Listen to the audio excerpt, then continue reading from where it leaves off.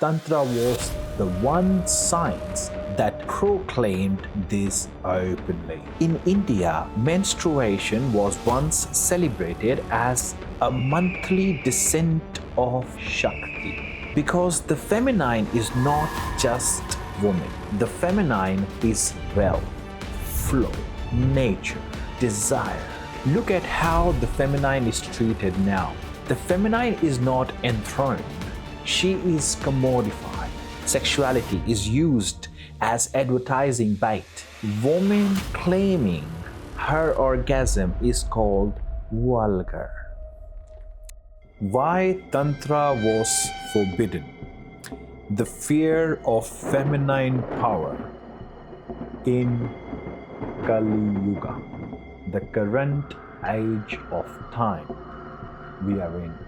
The greatest threat to patriarchal power in Kali Yuga was not weapon, was never enemies, was never even gold. The true threat was the awakened feminine. Because once the feminine is awakened, she cannot be owned, she cannot be silenced, she cannot be made to bow. Tantra was the one science that proclaimed this openly, that a woman's body is not a commodity, that the woman's body is not property, but a temple. Her orgasm is not a sin, but ignition. Her yoni not shame, but a throne. To forbid Tantra was to forbid the rise of feminine in every form: eros, wealth, sovereignty, freedom. Kings feared it because a queen standing as Shakti was not a concubine but a co-ruler. Priests feared it because an awakened woman needed no middleman. She carried divinity in her own blood and breath. Societies feared it because feminine sovereignty could not be bent for obedience. And so everywhere, in every age, Tantra was forbidden. History shows this pattern clearly. In India, menstruation was once celebrated as a monthly descent of Shakti. Kamakhya herself bleeds.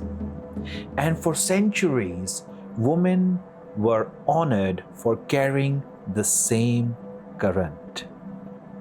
But in Kali Yuga, that same flow was declared impure. Women were exiled from temples, silenced in ritual, told their cycles were dirty. The feminine power that once anchored the throne was turned into stigma. In Europe, the witch hunt of 15th to 18th centuries were not random superstition. They were systematically erased.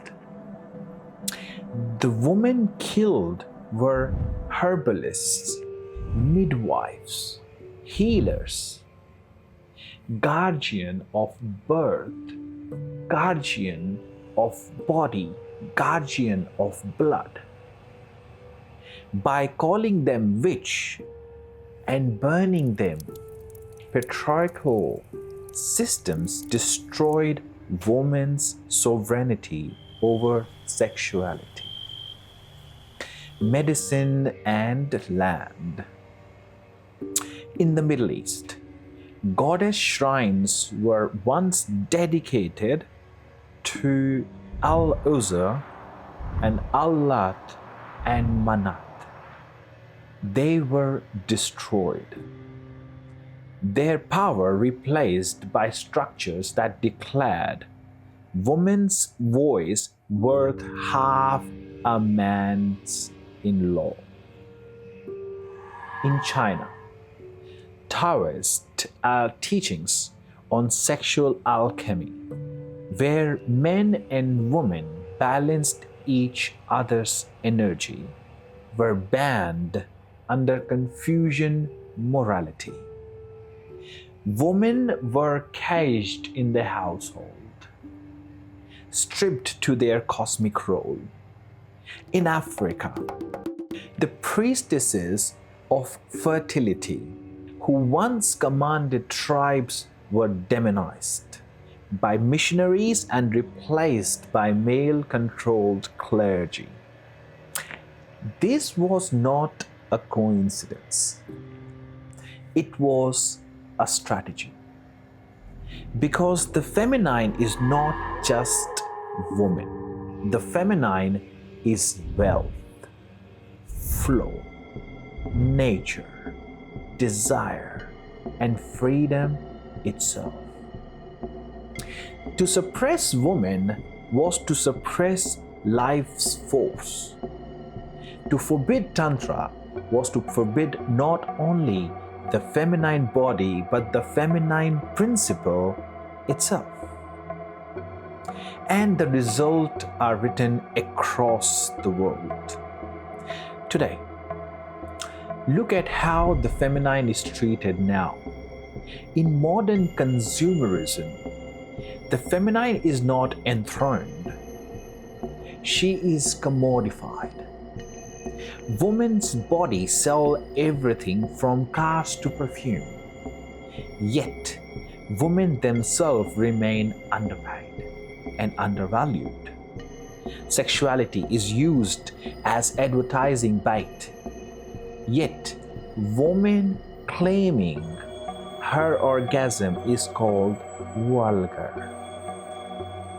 Fertility clinics profit from women's cycle. Yet, menstruation is still shamed in schools, in workplaces. This is not progress. It is the same ancient suppression wearing the modern mask. The land itself, the great feminine, is treated the same way rivers were poisoned. Forests were stripped and the soil exhausted through mining. All in the name of growth. The same pattern, extract from the feminine, never honor her sovereignty.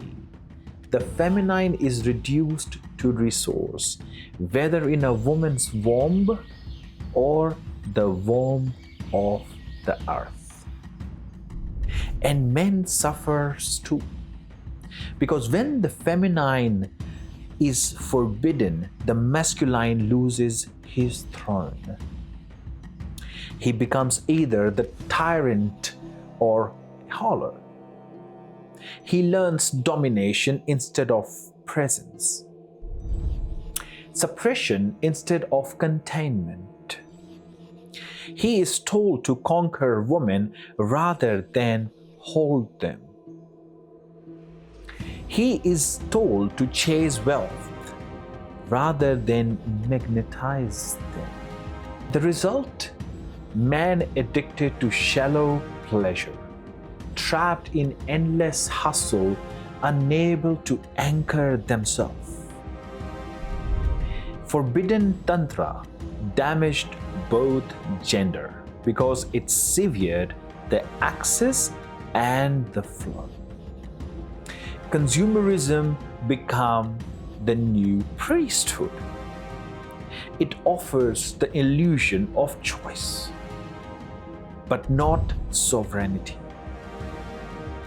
It tells you to buy more, work more, scroll more, chase more, but never to sit on your throne. Women are told to empower themselves by selling their image, not by honoring their energy. Men are told to prove themselves through money, not through presence. Families live in debt, slaves to the bank. People own more than ever, yet feel poorer than ever. This is not an accident. It is Kali Yuga's logic. Keep the feminine forbidden, and sovereignty will never rise. But energy cannot be erased. It only awaits. And today, the forbidden feminine is returning. Women are reclaiming their bodies, speaking of pleasure, refusing silence. Men are beginning to see that domination is weakness and true strength is presence. People are leaving religions and consumer systems, searching for direct connection to energy itself. The same fire once buried in witch circle, Tantric bloodlines, Taoist caves, and African groves is resurfacing in 1,000 forms. Fear that once forbade Tantra cannot stop it anymore. So let the truth spoken clearly. Tantra was forbidden not because it is dangerous. It was forbidden because it enthroned the feminine. And without the feminine enthroned, no human, no family, no kingdom can be sovereign. It is not possible. This is why Kali Yuga has been an age of collapse. And this is why the return of Tantra marks its turning. Because once the feminine rises, the masculine anchors.